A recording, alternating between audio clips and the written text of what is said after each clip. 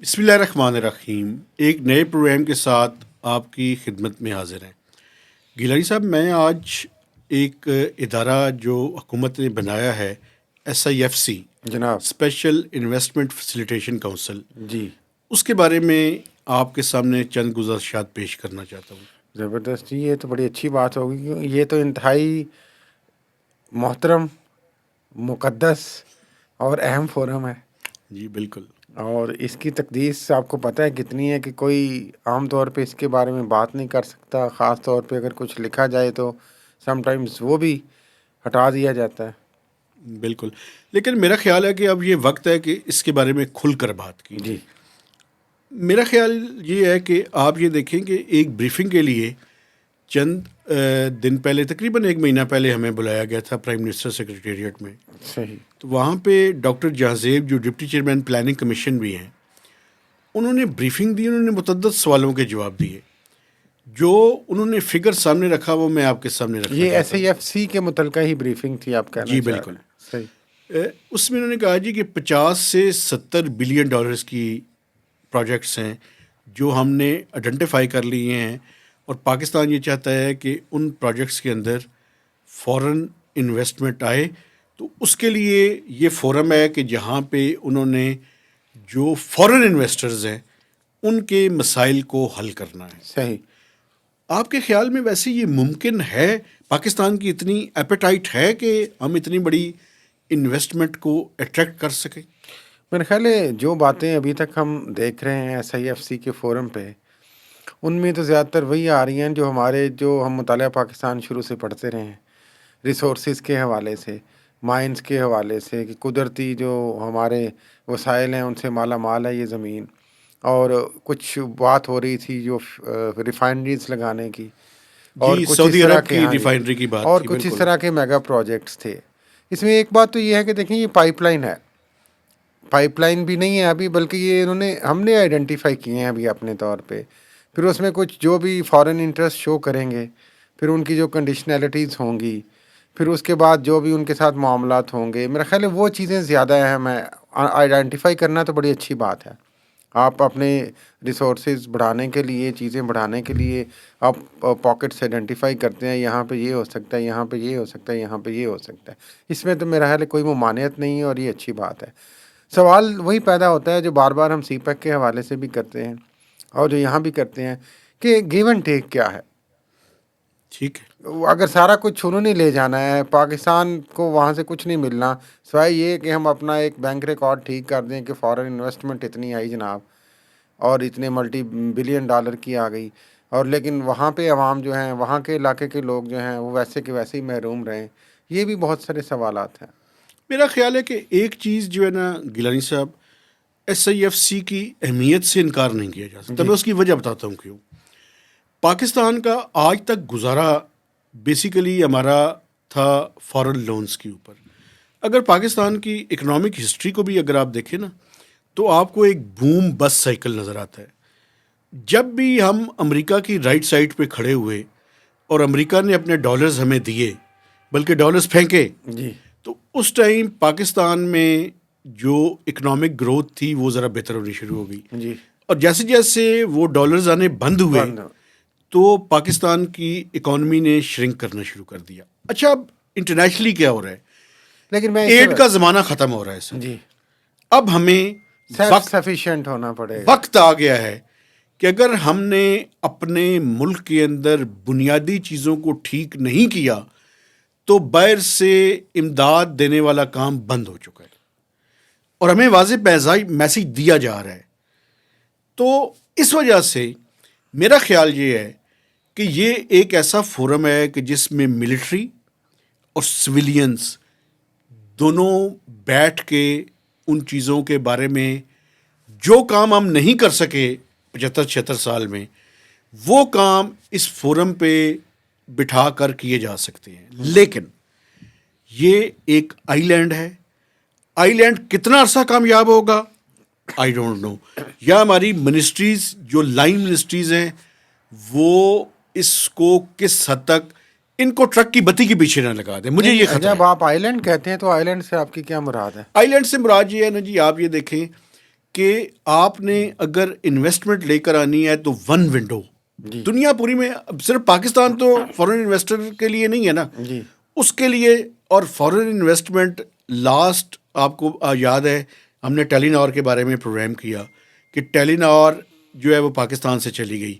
اس سے پہلے وارج چلی گئی تھی, اس سے پہلے قطر ٹیلی کام تھی, اس سے پہلے یعنی متعدد 5-6 کمپنیز انٹرنیشنلی وہ پاکستان کی مارکیٹ سے نکل گئی ہیں.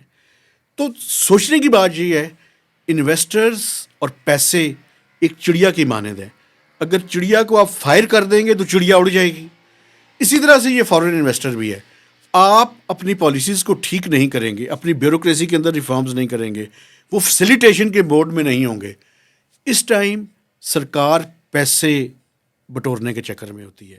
یہ جو سرکاری افسر ہیں یہ لوگوں سے پیسے ان کی جیبوں سے نکالنے کی کوشش کرتے ہیں. اس مائنڈ سیٹ کو جو ہے نا وہ ہمیں ٹھیک کرنا پڑے گا. یعنی کہ جو رشوت اور کرپشن ہے اور بیوروکریٹک ہرڈلس. دیکھیے اس پہ میں آپ سے سوال پوچھتا ہوں, لیکن اس سے پہلے جو آپ نے نشاندہی کی کہ جب بھی ڈالرز کا انفلو ہوا, ڈالرز پھینکے گئے تو جناب عالی ایک ہمیں بوم نظر آیا. اور obviously وہ ہم اس کو ہمیشہ سے آرٹیفیشل مصنوعی ایک بوم کہتے ہیں.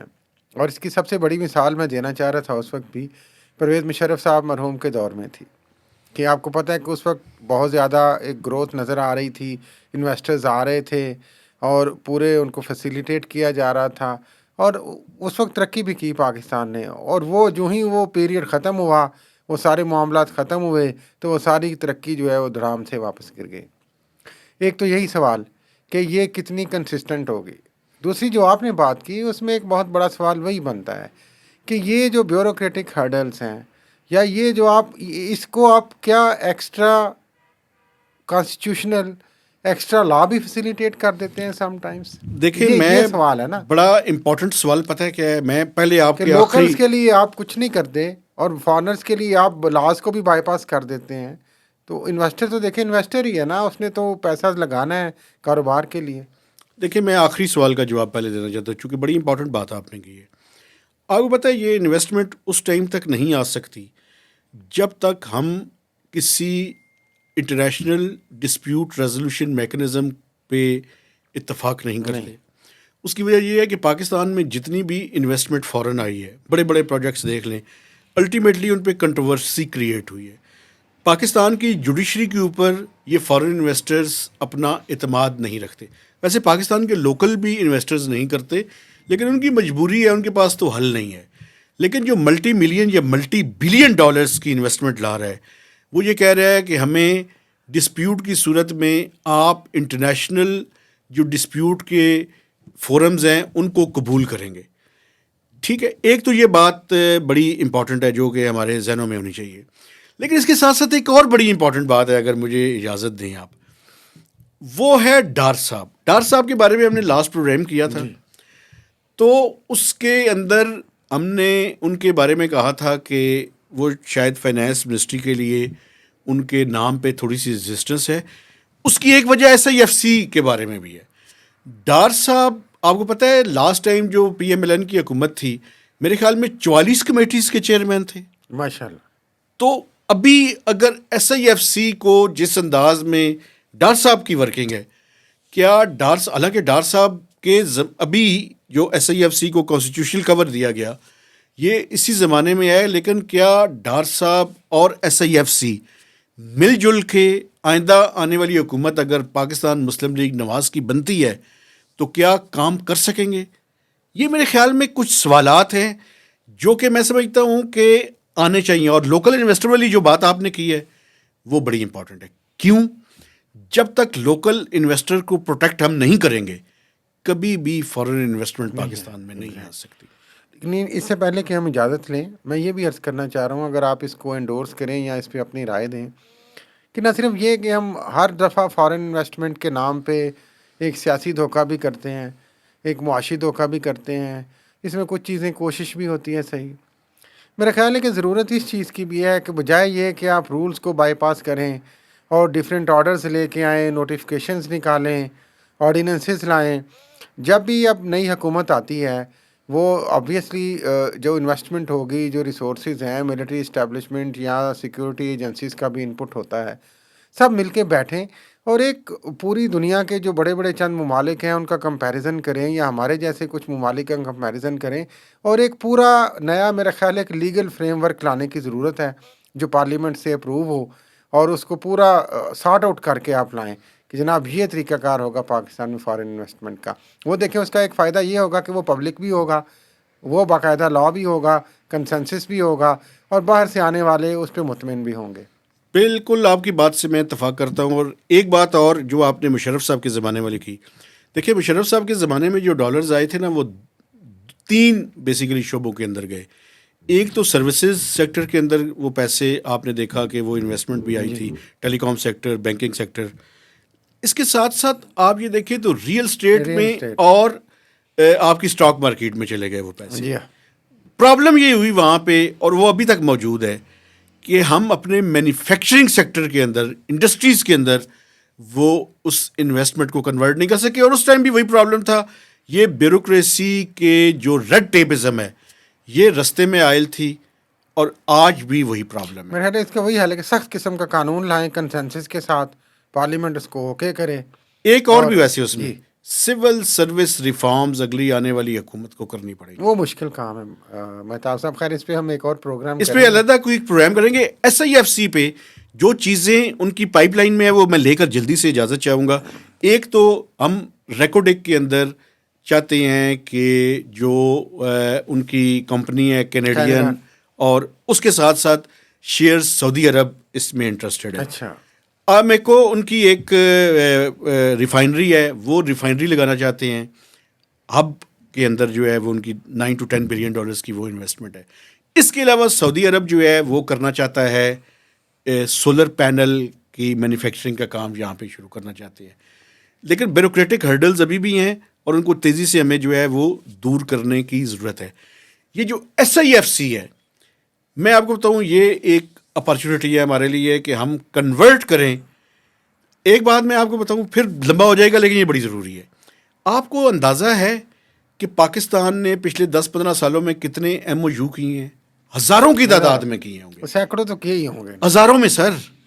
پرابلم یہ ہے کہ ہم MOU کو کنورٹ نہیں کر سکتے انٹو وائبل پروجیکٹ, کیونکہ وہ انیبلنگ انوائرمنٹ نہیں ہے. Yes. وہ اس وقت تک نہیں آ سکتا جب تک آپ دیکھیں یہی چھپ چھپ کے کام کریں گے تو نہیں آ سکتا. بالکل ٹھیک ہے. تو کسی ٹائم میں اور آپ مل کے ایک اور بھی خبر نکالنے کی کوشش کرتے ہیں کہ پاکستان نے آج تک MOUs کیے کتنے ہیں, ماشاء اللہ, اور کتنوں میں جو ہے ہم وائبل پروجیکٹس کے اوپر کنورٹ کر سکیں اور کتنوں کے اوپر نہیں کر سکے. یہ مجھے یاد آیا UAE میں ابھی گئے تھے پرائم منسٹر, اور پتہ نہیں کتنے بلینز آف ڈالرز کے MOUs سائن ہوئے. کویت بھی گئے تھے. بالکل. تو بنیادی طور پر یہ SIFC ایک اپرچونٹی ہے, لیکن اس کے ساتھ ساتھ ہمیں اپنی سول سروس کو بھی تیار کرنا پڑے گا, اور اپنے ڈومیسٹک انویسٹر کو بھی پروٹیکٹ کرنا پڑے گا, اور جس طرح کہ لا کی آپ نے بات کی اور جوڈیشری کی بات کی, تو ایسے انیبلنگ لاز بھی بنانے پڑیں گے کہ جس کے نتیجے میں یہ $multi billion انویسٹمنٹ پاکستان میں یقینی ہو. جی بالکل. تو اسی کے ساتھ ہمیں آج سے پروگرام سے اجازت دیجیے. آپ سے گزارش ہے کہ میکسیمم لوگوں کے ساتھ شیئر کیجیے, کمنٹس کیجیے اور لائکس کیجیے, اور ہمارے چینل کو بھی سبسکرائب کیجیے. تو خدا حافظ.